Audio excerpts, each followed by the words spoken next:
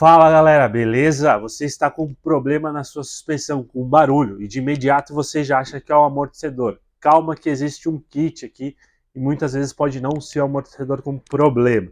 Esse é o amortecedor traseiro, o dianteiro ele tem um chapéu aqui, uma aba que segura a mola acoplada. Uma das peças que compõe aqui o sistema do amortecedor é esse batente do amortecedor.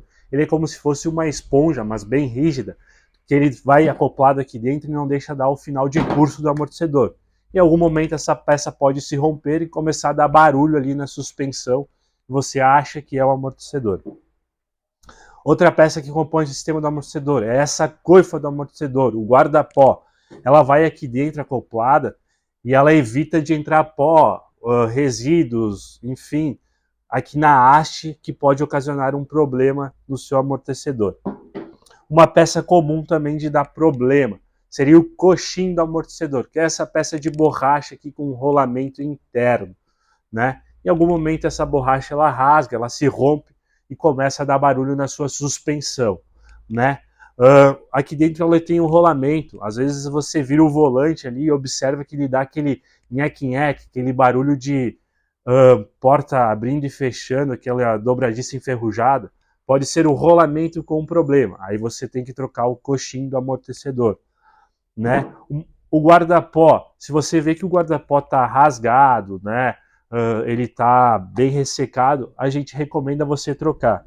Hoje os kits aqui do amortecedor eles são vendidos separadamente, a gente vende tanto o batente como a coifa ou o coxim separadamente. Hoje a gente aqui na Autonal Autopeças trabalha com as melhores marcas de amortecedor e parte de kit de amortecedor também. A gente trabalha com Caiaba, com Cofap, Nakata, Monroy, trabalha com Axios, enfim, as melhores marcas hoje do mercado. Todas as nossas peças são novas, não trabalhamos com peças usadas e nem recondicionadas. Trabalhamos com amortecedor somente novo e com garantia. Se você precisar de um orçamento para amortecedor, tanto traseiro como dianteiro do seu veículo, na bio aqui tem o nosso link, você só clica em cima ali, vai direcionar direto para o nosso WhatsApp.